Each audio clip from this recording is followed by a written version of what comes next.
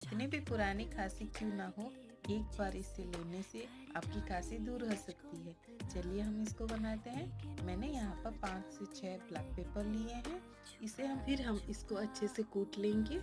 यहाँ पर 1 चुटकी हल्दी का इस्तेमाल किया है मैंने। फिर हम थोड़ा सा अदरक लेके इसको घिस के इसका रस निकालेंगे।